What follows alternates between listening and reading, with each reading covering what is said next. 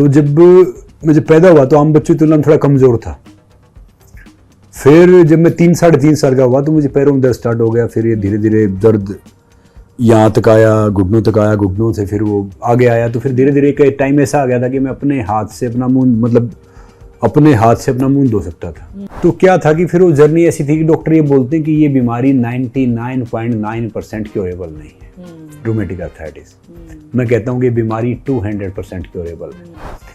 बाकी वो हमारे माइंड के ऊपर है कि हमारे रूटीन के ऊपर है। जैसे कैंसर है, शुगर है, बीपी है, टीबी है, आर्थराइटिस है, जॉइंटिस है, ये बीमारी नहीं होती, लाइफस्टाइल डिजीज होती है। इस फिर मेरी माँ ने हार नहीं मानी, जहाँ से वो दिन में मुझे 12-13 बार मसाज करती थी। कभी तिल के तेल से, कभी मस्टर्ड ऑयल से, कभी देसी घी से, कभी आयुर्वेदिक ऑयल से।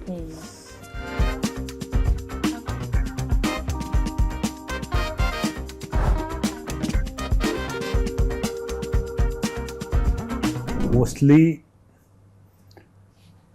मैं एक बहुत हम्बल फैमिली से आया हूँ। मेरा जन्म हुआ हरियाणा में, एक छोटा सा गांव पड़ता है हमारा मदीना। अब थोड़ा बड़ा हो गया गांव। तो जब मुझे पैदा हुआ तो आम बच्चों की तुलना में थोड़ा कमज़ोर था। फिर जब मैं 3-3.5 साल का हुआ तो मुझे पैरों में दर्द स्टार्ट हो गया। फिर ये धीरे धीरे दर्द यहाँ तक आया, घुटनों तक आया, घुटनों से फिर वो आगे आया। तो फिर धीरे धीरे एक टाइम ऐसा आ गया था कि मैं अपने हाथ से अपना मुंह धो सकता था। फिर खाना कम हो गया, फिर स्टोव पे आ गया, फिर घर वालों ने यहाँ दिखाया, वहाँ दिखाया, इधर उधर। तो क्या था कि फिर वो जर्नी ऐसी थी कि डॉक्टर ये बोलते हैं कि ये बीमारी 99.9% क्योरेबल नहीं है, रूमेटिक आर्थराइटिस। मैं कहता हूँ कि बीमारी 200% क्योरेबल है। कोई ऐसी बीमारी है ही नहीं कि जो क्योरेबल नहीं है, या कोई ऐसी बीमारी है ही नहीं कि जो क्योरेबल नहीं है, ठीक नहीं हो सकती। बाकी वो हमारे माइंड के ऊपर है कि हमारे रूटीन के ऊपर है। जैसे कैंसर है, शुगर है, बीपी है, टीबी है, आर्थराइटिस है, जॉइंटिस है, ये बीमारी नहीं होती, लाइफस्टाइल डिजीज होती है। जब हम उल्लू बनते हैं तो बीमारी ऊपर आ जाती है। उल्लू का मतलब पता है क्या होता है? रात भर जागना।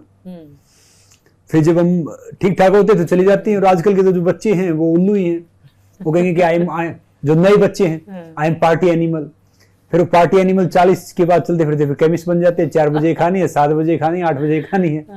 तो फिर मेरी माँ ने हार नहीं मानी, जहाँ से वो दिन में मुझे 12-13 बार मसाज करती थी। कभी तिल के तेल से, कभी मस्टर्ड ऑयल से, कभी देसी घी से, कभी आयुर्वेदिक ऑयल से। और डॉक्टर कहते कि इस बीमारी में मसाज नहीं करना चाहिए। तो फिर वो उस हिसाब से नेचुरोपैथी से, आयुर्वेदा से, नॉर्मल वो करने से फिर ये थोड़ा मैं ठीक हुआ। और वहाँ पे रेसलिंग बहुत फेमस है। फिर धीरे धीरे हरियाणा में ना रेसलिंग बहुत फेमस है। मैंने गांव में मिट्टी कुश्ती देखी, पहलवानों थोड़ा घी मिल रहा, दूध मिल रहे, पैसे मिल रहे।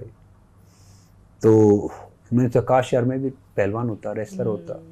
और एक रेसलर की रिस्पेक्ट बहुत है, क्योंकि क्रिकेट का बैट आता था 20-30-40 रुपए का।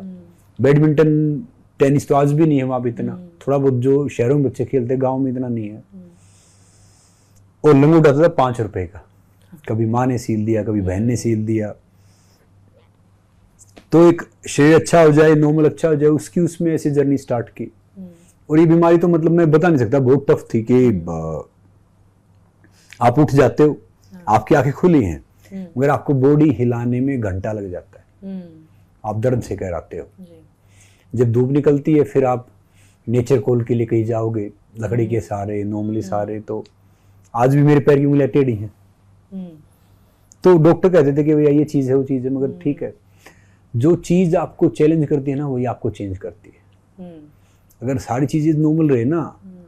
और मैंने एक बात और बोली थी कि बगैर पागलपन के है ना कोई प्रतिभा नहीं है। पागलपन का स्पर्श किए बिना कोई प्रतिभा हो ही नहीं सकती। और मेरी जिंदगी में जो मेरा रिजेक्शन है वही मेरा मोटिवेशन है। मैं खड़ा नहीं हो सकता था, रेसलर बना। बोल नहीं सकता था तो मोटिवेशनल स्पीकर बना। बहुत शाय था, टीवी पे आया, फिर रिजेक्ट किया गया, फिल्म करने जा रहा हूँ। तो मेरा ही मानना ये है कि जिंदगी एक है, एक अपॉर्चुनिटी है। वो आपके ऊपर है कि आप इसको किस तरीके से वो करते हैं। मैं जहां जाता था मैंने हर ताने को ताली बनाया है। वो कहते हैं ना कि तारीफें दिन बनाती है और ताने जिंदगी। तो सब ऐसे मजाक उड़ाते थे सब, और खासकर रिश्तेदार हैं, दोस्तों कहते थे I am there for you, I am there for you, कोई किसी के लिए होता नहीं, वो सबसे ज़्यादा मजाक उड़ाते थे। तो अब मुझे कोई क्रिटिसाइज करता है या कोई कुछ बोलता है ना, मैं उस चीज़ को पॉजिटिव लेता हूँ। मैं बोलता हूँ कि ये तो अपना खास आदमी है, क्योंकि आजकल इतना फास्ट जिंदगी है, फास्ट लाइफ है, किसके पास टाइम है? कोई हमारे बारे में सोच रहा, आत्ममंथन कर रहा है तो हमारा कितना खास है, तो हमें उसको तो पास रखना चाहिए।